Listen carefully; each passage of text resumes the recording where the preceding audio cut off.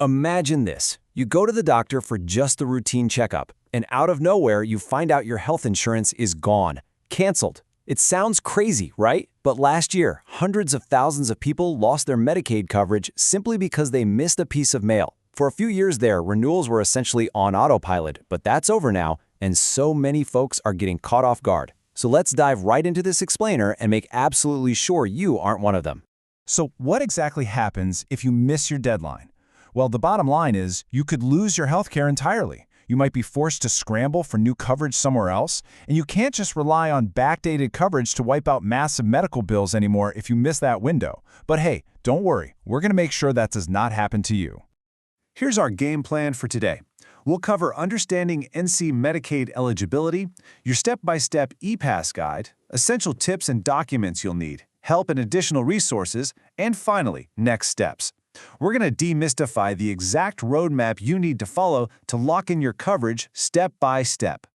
All right, Part 1, Understanding NC Medicaid Eligibility. Let's start with a quick check on who actually qualifies right now, especially with the recent changes to the state's healthcare rules. So, thanks to Medicaid expansion, the landscape here has completely shifted. Basically, most adults aged 19 through 64 can now get coverage based solely on their income. You no longer need dependents or a qualifying disability status. This is a huge deal. It means a barista, a construction worker, or a freelance artist who maybe didn't qualify before could now be fully covered. And if you are already eligible before, you still are, but you literally must go through this renewal process to prove it. So, do you still qualify? Now, I'm not going to read every single number here, so definitely feel free to pause the explainer to find your specific household size. But just to put it into perspective, notice that for a single adult, the limit is an annual income of $20,120 or less. For a family of 4, it's $41,400 or less. Household size is the magic phrase here, so make sure you're counting everyone who actually lives with you. If you meet these criteria, your coverage is secure, but you still have to actively renew it. Okay, moving right along to Part 2, your step-by-step e-pass guide. This is the most important part, how to actually renew online using the state's portal without having to waste time waiting in a long line at an office.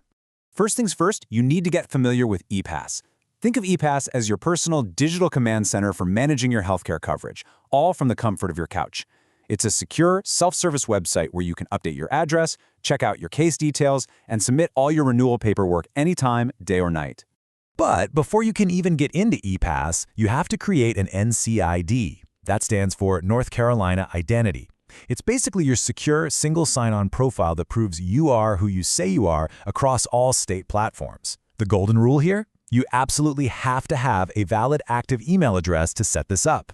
It's just how the state makes sure your private medical and financial info stays totally secure. All right, here is the first half of your blueprint. Step 1. You'll log in at epass.nc.gov using that shiny new NCID. From your main dashboard, you're going to look for a button that says Recertify for Benefits or Renew Medicaid. Now, before you do anything else, check your demographics. I mean it, if your phone number or current mailing address is wrong, you might miss a life-saving notice down the road. After that, update your household members. If someone recently moved in or moved out, make sure you note it right there. Next up is your financial snapshot. You're going to input your current wages and log any expenses like rent and utilities. Then you'll upload your digital verification files to back all that up. And here is a crucial tip. Once you digitally sign and submit the form, do not close the window until you write down or take a screenshot of that final confirmation number. That is your golden receipt. It's your proof that you submitted everything on time so your caseworker gets the file. Which brings us to Part 3, Essential Tips and Documents. Now, to make those 10 steps we just talked about super seamless, you'll want to get a few things ready in advance. You're going to need the full legal names, dates of birth, and social security numbers or immigration documents for everyone in your household.